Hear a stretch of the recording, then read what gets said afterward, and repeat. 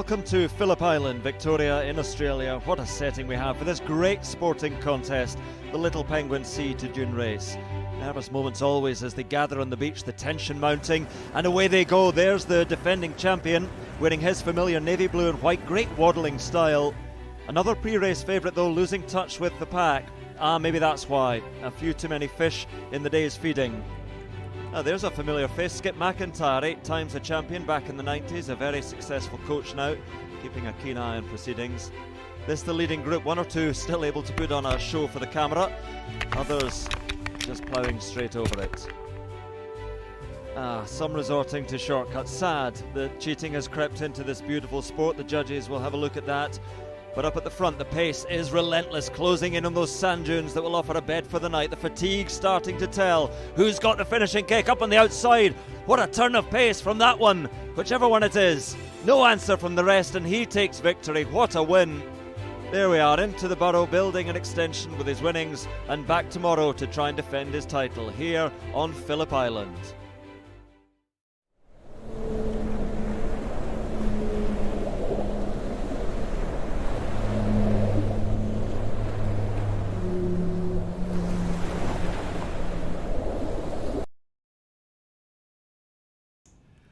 Good evening, ladies and gentlemen, boys and girls, and welcome to another night of Penguin Live TV. I'm your host, Stephen, and joining me tonight we have the wonderful Rachel. Come on over and say hi, Rachel. Thank you, Stephen. Hi, everyone. I'm Rachel, and I will be answering your questions on Facebook and YouTube. So please, I will not be answering. I will be passing the questions to Stephen for Stephen to answer. But please pop in all your questions. I'm looking forward to it. If you are wondering what time the penguin came home yesterday, they came home at 8 o'clock. And if you'd like to put in your guesses at how many penguins came home, put them in and I'll update you shortly. Thank you, Stephen. Thanks, Rachel. And if we do have any very difficult questions, I might throw them back to Rachel, see if she knows the answers, because it's always a bit of fun. Rachel's always very polite. She never asks the really hard questions. So maybe that'll change tonight. Maybe she'll get her own revenge on me. I like to always, whenever Rachel's producer, I type in the hardest questions I can think of, hoping she's going to ask one of our rangers who does these live streams. And she's so polite, she never does. So it's going to be a wonderful night. We got penguins on the screen already. I hope you're excited to see them. And while we're waiting for this first group to really get their way across the beach, I do want to acknowledge the land where we are viewing these penguins from and acknowledge the Bunurong as the traditional custodians of the land and pay my respects to their elders past, present, and emerging. And maybe put in the comments after you've put in your guess of how many penguins we had last night, put in the comments who the traditional custodians are of the land where you are watching our penguins from. It's always interesting to us, and if you don't know who the traditional custodians are, maybe do a quick Google search. Should be able to answer that one really quickly. There's usually lots of information on that, and I feel it's very important to know these things. Now, have we had a few good guesses already for last night? They need to be more optimistic. Ooh, we need some more optimism tonight. Our numbers have improved slightly over the last couple of days, which is good to see. But we're also going to get you to guess how many penguins are in this first group. So, Rachel, can you give us last night's numbers? Yep, we've got 1,276. That's a much better number than the last few weeks we've had, where we've been hovering around 400, 600, 700 was a great night a few weeks ago. 1,276, which is great to see. And the night before was over 1,000 as well. So fingers crossed, we're going to be getting good numbers again tonight. But with nature, we're never sure exactly how many penguins are going to cross on the night. These little penguins, they come home when they want. They can sleep on the ocean. Ooh, come on, camera, you can focus a little bit better than that. They can sleep on the ocean so they don't have to come home every night. So there can be quite a bit of fluctuation on our penguin numbers on any given evening. For those of you who watched our penguins crossing the beach, please put a guess as how many penguins you think were in that group that came across. And we've got a number already, but we're going to give you some time to guess how many penguins are crossing before Rachel will announce that one to you. There we go. So the penguins officially started crossing the beach tonight at 7:57. Last night it was 8 o'clock. They're pretty consistent, our penguins. They do fluctuate from time to time, of course, but We like to say they come in around half an hour after sunset every night. And why do our penguins come home half an hour after sunset, give or take a little bit? And that's entirely due to the predators who might be around in the daytime. Our little penguins, they're tiny, tiny little penguins. That's why we call them little penguins. They're about 33 centimeters tall. They weigh roughly a kilogram. They are easy prey when they are on land to any large raptor birds because they're not very quick when they're on land. So they might be more exposed, more vulnerable, especially when they're crossing the beach. They have nowhere to hide. The only place that's safe for them is the ocean or the colony itself, where there's bushes and grass to hide in. But when they're on the beach, they're completely exposed, and they know this. And in the daytime, there are birds of prey who will try to eat them if they see them out on the sand in the middle of the day. So our penguins are clever. They've learned over the years it's not safe to cross the beach until nighttime falls, because the only birds of prey we have around here are the ones who are awake in the day and sleep at night. Owls tend to avoid the coastlines. The salty air is not so good for their feathers. They prefer to head more inland. So our penguins are safe. Oh, I missed that group of penguins on the highway. Something spooked that one penguin. We'll catch up and see what happened there. So they're waiting until it's definitely dark enough that they can cross this beach in safety. And for those of you who are watching and you've been with us for many, many viewings of Penguin Live TV, we do have visitors here at the Penguin Parade on the weekends. We are open on the weekends. We absolutely encourage you to come down and see these penguins with your own eyes, because these penguins are pretty special. It's wonderful to share them with you in your own homes. But when you are able to, we'd love to have you down in person, because our penguins have a lot of personality. And they're talking to each other all night long. We can show you when they're crossing the beach. We can't really show you what's happening in the colony too well, not with the cameras we have. And it's the breeding season this time of year. It's a pretty exciting time of year. Our penguins are engaging in all sorts of shenanigans in the colony right now. So lots of pairing up, lots of mating happening. There are chicks and eggs in the colony, more eggs than chicks right now, but it's definitely getting underway. And we hope to see some really fluffy, cute little baby penguins sticking their heads out of burrows, wondering where mom and dad are, waiting to get fed. All right, let's swap back to the main beach there, and we'll see if there's any more groups of penguins coming home. Oh, now, do we have any close guesses for how many penguins came in that first group, Rachel? We do have a lot of guesses. That's more than 120, which is really, really good. The actual number is 135 from Heather. 135 penguins from Heather. Fantastic counting from Heather. She's been doing this for years and years. Fantastic. She's lovely. And if you ever come to the Penguin Parade and you ever meet Heather, please give her a friendly hello. She has got 1,000,001 stories to share about our penguins. And I love listening to her stories. She keeps teaching me things about penguins every time I talk to her, and she notices something interesting happening in the colony. We do have another large group of penguins that's crossing the beach here. Really exciting. And hopefully our numbers tend to continue on that upwards trends. Now that we're getting into the breeding season, I hope to see more and more large groups coming out of the ocean. Ah, wonderful stuff.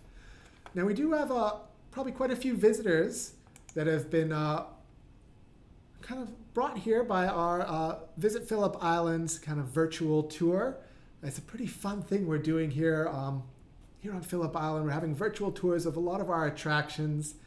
And today, I believe there was yoga in the morning. There was a pelican feeding that happens in San Remo. What else was there? I think it was a koala. Maro Koala did a talk as well. I wasn't watching it all, sorry. I was too busy working, getting ready for the live stream. The ultimate fish and chips. Oh, the fish and chips. And of course, the Facebook stream here tonight, which you are tuning into. So thank you for joining us. It's been an absolute pleasure to have you here with us, and we'll get to your questions really soon, I have no doubt. But tomorrow, the virtual tour is continuing with a sunrise happening at what time? Sunrise? 6:30? Yeah. 6:30, I think, is when sunrise will be. It should be on the website with the times. 10:30 a.m. We have another Koala Conservation Reserve tour. That will be done by our very own Jordan. She'll be talking a lot about our koalas. She's fantastic. She's got so many stories to share and such a wonderful personality. So make sure you tune in tomorrow morning, especially at 10:30. Jordan likes to show off, and it'll be great. Ooh, we just had a second group guess, or sorry, not guess. We had second group numbers come through. Did we have any guesses for the second group yet, Rachel? Has anybody made a guess? They did, but not quite close. They have to be more optimistic again. Higher Let's numbers. get some more optimism in this stream tonight. I am one of the most optimistic people when it comes to our penguins. Every night, us rangers who work here at the Penguin Parade, we always have a penguin lotto. We guess how many penguins are going to come home at the beginning of the night before our shifts start. We write down our guess for the evening. Tonight, I guessed 2,000 penguins, which is about 700 more than the next person, I believe. So fingers crossed we get to that 2,000, because the winner of our penguin lotto always wins a chocolate bar.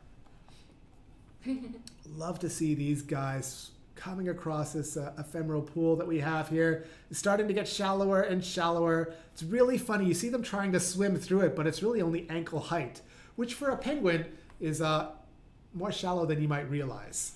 Quite small little penguins. Ooh, here they come on the highway. Slow down, guys. You're going really fast. Oh, look at them just zooming by. They're really in a hurry to get home tonight. Breeding season brings out a lot of energy for our penguins. Oh, they're such fun to see. Now, some of you may have noticed we do have a burrow cam live stream that's happening these days. I can bring that burrow cam up. I did check it earlier. There wasn't a penguin inside, but I'm just going to have another look to see. Ooh, don't see any penguins inside, but that's all right. The penguins have been in there. We had a juvenile. We believe it was a juvenile penguin. Sorry, I shouldn't say juvenile. A young adult penguin who was trying to have their babies or have their eggs in this burrow, and they're not quite sure how to raise eggs yet. And they just abandoned their burrow. They abandoned their eggs, which tends to happen early on before they really figure out how to properly incubate an egg, how to properly take care of it. A lot of our wattle watchers who tune into this live stream every time it runs, they noticed on the burrow that a racali, I believe, was it a racali? Maybe a rat of some sort, came in and had a go at the egg. So when an egg does get abandoned, there is predation that can occur. Just a part of what happens in nature. And the racalis are native as well to Phillip Island, so we tend not to stop what happens in nature too much. Our main concern are those invasive species like feral cats or foxes or, not so much these penguins, but they're not such a, well, they are a concern for us. We care about them deeply, but they're of course native here. So if we do have any invasive feral animals, we will control those numbers as best we can. But when it comes to the natural species that were here in Australia long before we got here, we leave them be. Nature's best left undisturbed. And that's our main goal, is to try and keep these penguins in the most natural state we have. Did Heather give us another number for that group? She did, I don't too. think we had enough of a view to get a good guess on that, but another group of, was it over 100? Yes, it was the third one. The second one, though, the second raft, we've got Mark Furley guessing 164. We had 167, so she's only 3 off. Very good guessing. We should get you down here to be one of our honorary penguin counters. I don't think we have that, but maybe it's something we could do. That'd be a lot of fun. Get you in the skybox. The skybox is where our penguin counter sits. It's basically a small building above the main general stands.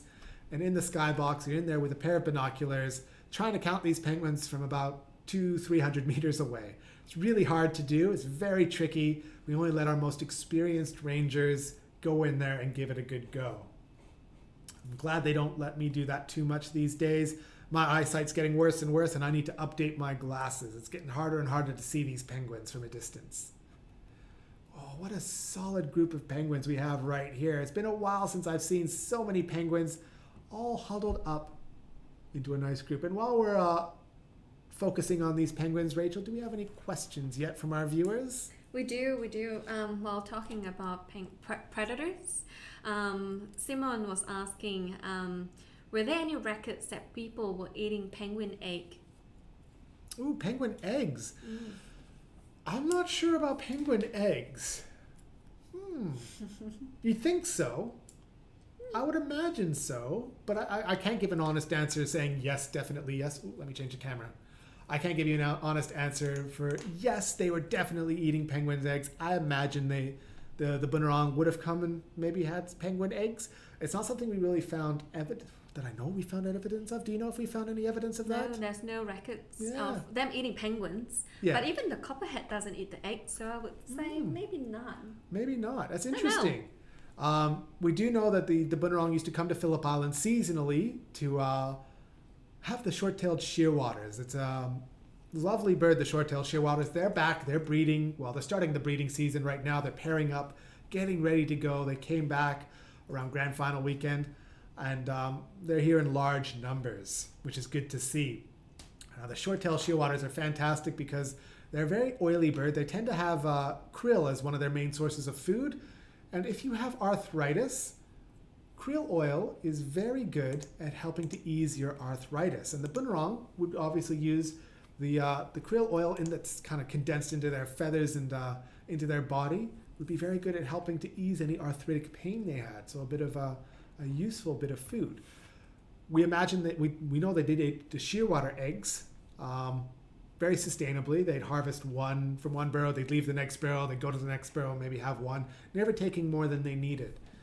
But as for penguin eggs, I don't know. We should Honestly, find out. we should find that one out. Unfortunately, there's a lot of history that has been lost once colonialism came to Australia, and we just lose a lot of these interesting answers to questions that people have.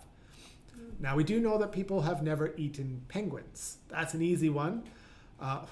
Never used penguins as a source of food would be a more accurate way of saying that. Some people, the first Europeans that came here to Phillip Island, they definitely tried to eat penguins. They said, ooh, this is an easy to catch bird. Let me change the camera again. This is an easy to catch bird, can't even run away very fast. Honestly, if I wanted to, I could catch 100 penguins in a single night. They're very slow, not really great at hiding. They're quite vicious, but they're not very fast, which gives them a very big disadvantage on land.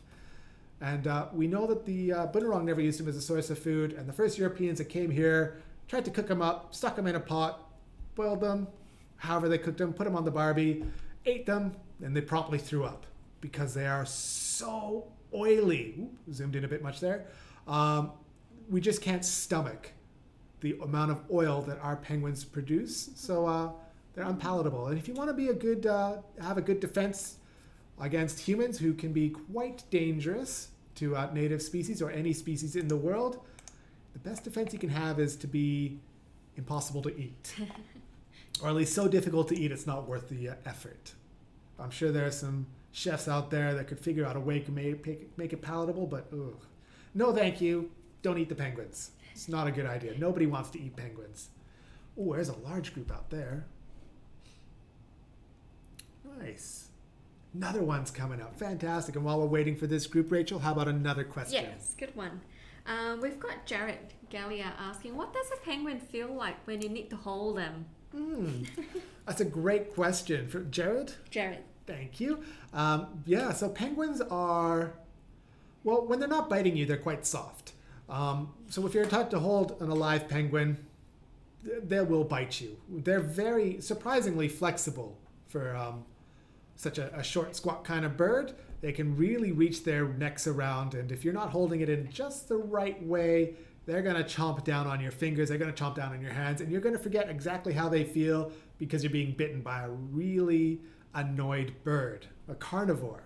And their bites are strong enough to draw blood, even cause scarring on you. They're not a pleasant bird to hold. But if you manage to hold it just right, the feathers are very kind of silky smooth. Penguins are, I'd say, pretty squishy kind of birds. The outside feathers are a little harder than the inside feathers. The downy feathers on the inside, that's the same for pretty much any bird that I've ever met. The outside feathers are quite firmer, offer a bit of protection. Those downy feathers are what keep them warm. So if you ever manage to feel downy feathers from a penguin, they are so soft. I would love to have a pillow made out of penguin down feathers. That would be one of the most amazing things in the world. Can't find enough feathers to do that, of course. Not going to try, but it's one of my secret desires, just to have a pillow made out of You their can down try feathers. when they're molting. You can try when they're molting. You have to go to 1,000 burrows to get enough feathers to fill up a pillow because they're not big enough, really. Wonderful. This Thank you. group's making their way across. But thank you for that question, Jared. They're silky, slightly squishy, right up until they bite you. Or they claw you with their feet. Those claws are quite sharp, and they're trying to scratch and bite and do whatever they can. The flippers of a penguin are quite solid, and if you're not holding down their flippers properly and they catch you in the face with their flippers, it really hurts. Nobody likes to get slapped by a penguin flipper. All right, lots of happening in the colony. You can see quite good good pairings off in the bushes. The breeding season is well underway. People are here to see it in person. Let's see if we can find some penguins in the colony. Oh, don't see much. I see a few heading up the hill. We got this one penguin just down here. Is that one? A couple of penguins? Yeah, look at those two. Probably a breeding pair. They're hanging out just outside their burrow. And what's fantastic about our penguins is when they do get home back to land and they make it back to their burrows, they're not going straight into their burrows and hiding away from the night. Our penguins believe that all the predators are away from them. There are no predators at night, that it's safe to be outside. So they're going to be outside partying, talking to each other, singing to each other, flirting with each other, engaging in that fun breeding time behavior with each other. There's so much activity happening in the colony. I really want to get sound on this live stream because I'd love for you to be able to hear our penguins because the noise would be quite loud right now. They'd be trilling to themselves, announcing their arrival, giving their best pickup lines to other penguins, all that fun breeding time behavior. Oh, wonderful. But if you are planning on coming to visit our penguins here at the Penguin Parade, we got quite a few experiences. Ooh, we got another group on the highway coming. Sorry, swapped the cameras too quickly there. We do have a few places you can see. So where we're watching the penguins from right now, this camera would be closest to the underground. You'd be able to see the penguins like we are right now walking past your face, which is pretty amazing. We have Penguins Plus, which is the other camera. We're watching from that stand, which we get the most amount of penguins coming across. We also have the general viewing stands where groups of penguins will be coming across there as well. We also have some tours. We got the guided ranger tour, which has its own little private stand here at the Penguin Parade. And my favorite tour, which is the ultimate tour. That one's a pretty special tour. You get to go to your own private beach, watch the penguins. There's no real fences around, nothing to keep you away from the penguins. You're really interacting in a bit of a wild part of the island. Only 10 people can go on that tour, so there's only 10 people on that beach with you, 11 if you include the ranger. And after the tour is done, you get a walk back through the penguin colony.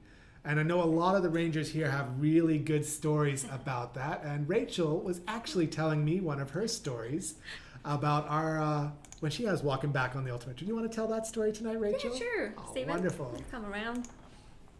Yeah, thank you, Stephen. So during the ultimate tour, when we finished our viewing down at the beach, we'll have to walk back to the visitor center. So on our way back, we had to climb the little stairs up on the cliff. And before doing that, we use our night vision, looking around, making sure we're not disturbing the other penguins around the area, making sure they're all far away. And before proceeding, so we noticed this one penguin just in front of the stairs and waiting and looking. So we make our way very gently and slowly towards the penguin, and usually they will move down the side to their own pathway. And the penguin starts hopping up the stairs. So it's very rare they do that. They start to hop, hop, hop, hop, hop, and have a little rest at the top of the stairs. So we make our way forward, and they usually then make their way down. That's probably the furthest it would go.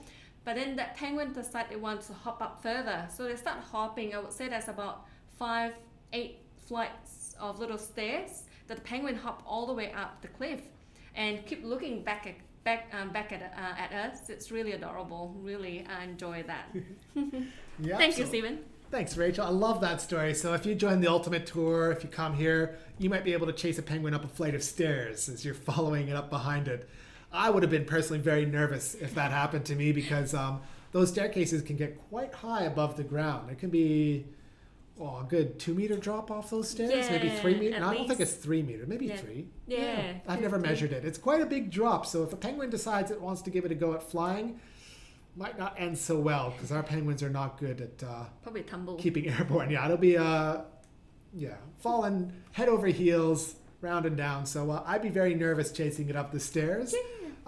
Because if you get too close, it's just going to run. It's just going to scatter. So you got to give it distance. And if it wants to keep going up the stairs, well, you just have to be patient and let it go up the stairs.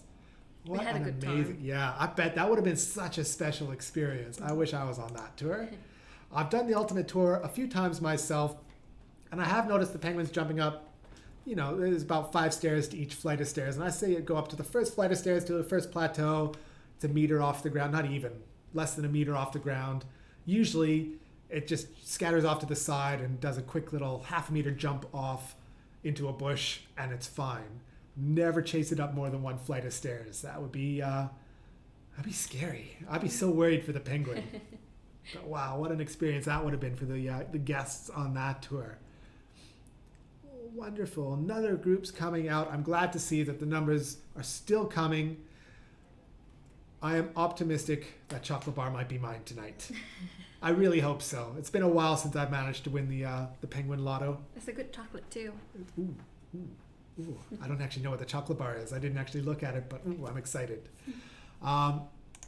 Wonderful. Ooh, little breeding behavior going on down here. Ooh, no. That's going to end in tears when there's 3 penguins.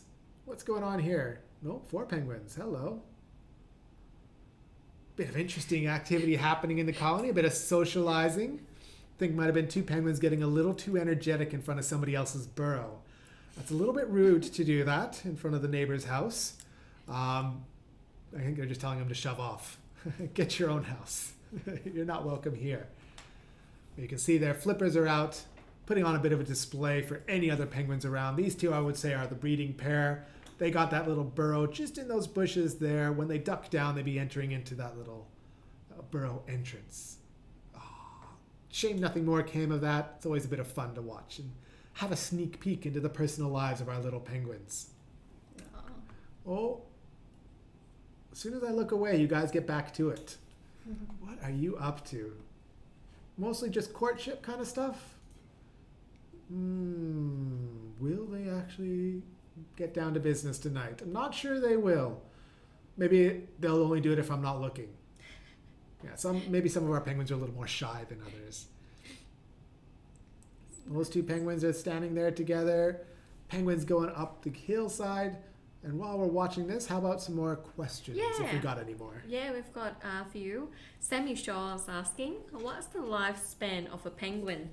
Ooh, that's always a fun one. And I always answer this a little more differently than my fellow rangers. I always say that the oldest penguin we ever had here is about 26 years old, 25 and 11 months, I think. I'm not exactly sure. But let's say around 26 years old is the oldest penguin we've ever observed. That said, the average lifespan of our penguins is 7. Now, the reason that their average lifespan is not quite that 20 maybe year old you might expect when you hear that the oldest penguin was 26 is they do have quite a high infant mortality rate, which is bringing their average right down. The first few years of a penguin's life are the hardest by far.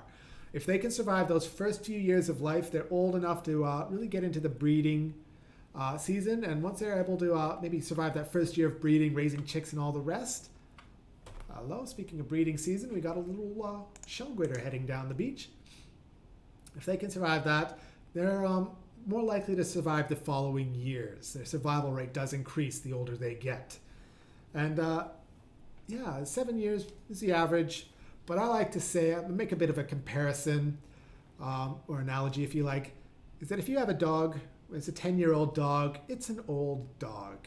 You know, I don't know what the average age for dogs are, maybe depending on the breed, but around 10 is not too bad of an age for your dog to reach.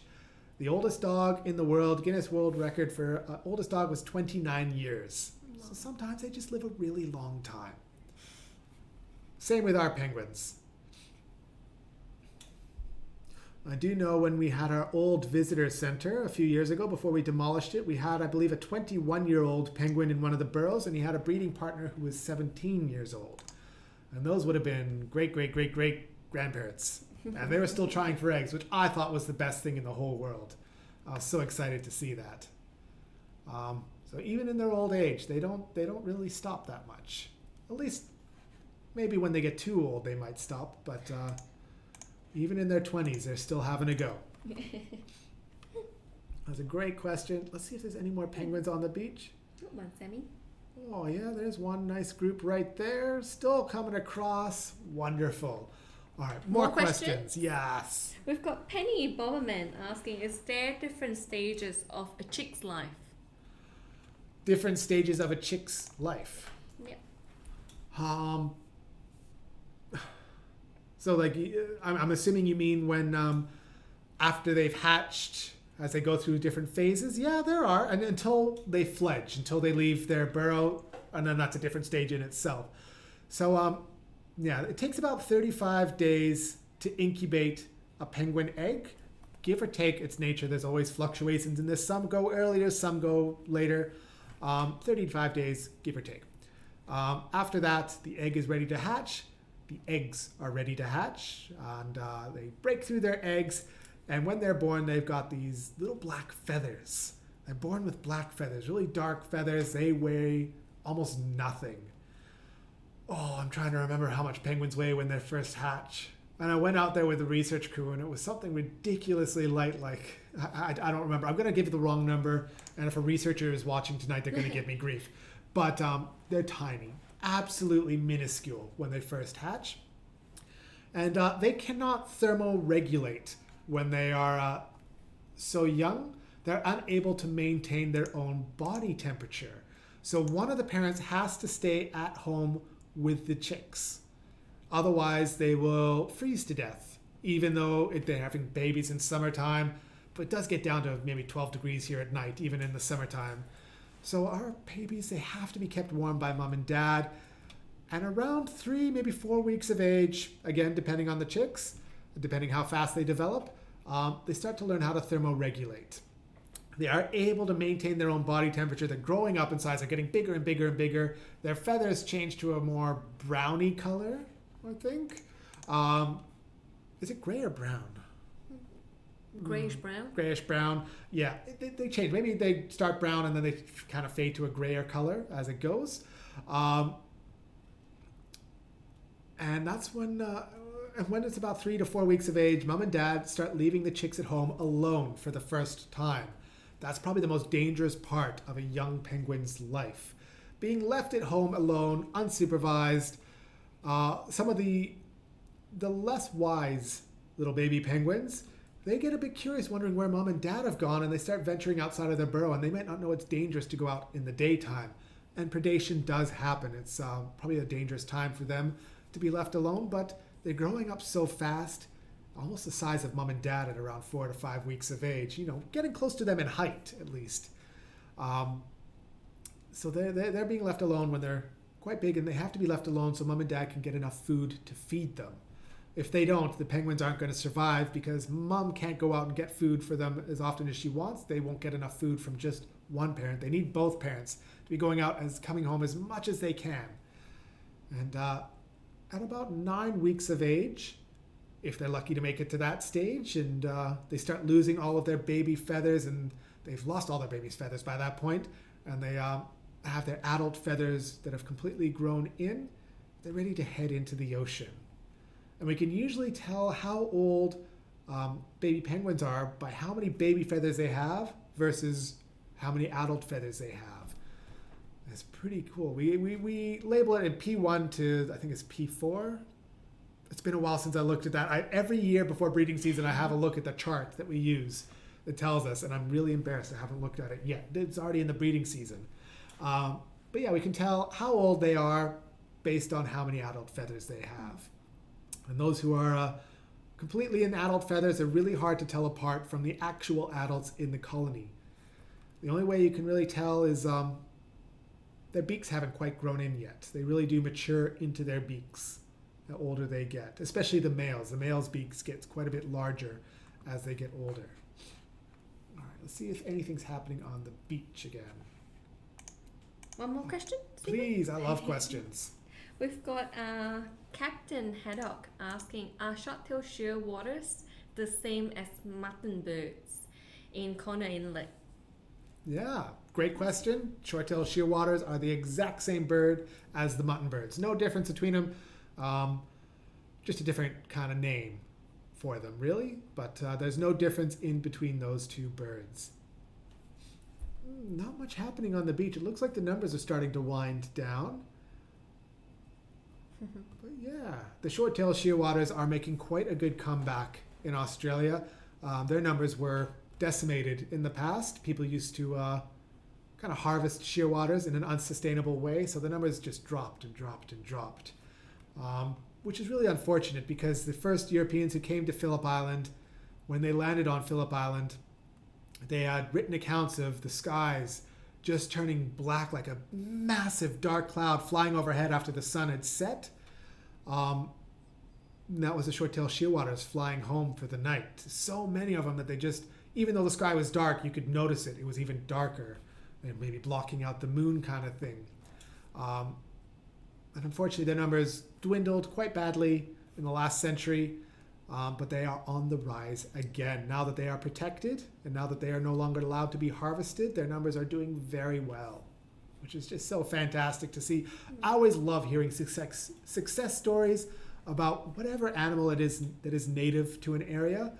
And I saw, if you work in environmentalism a lot, there's a lot of bad stories happening around the world. There's a lot of animals that are dwindling in numbers. It's getting more dangerous for them. There's a lot of really sad stories to hear about that. So whenever we have a good story to hear about our shearwaters numbers growing, our penguin colony here on Phillip Island is doing really well, even though other colonies are not doing so well.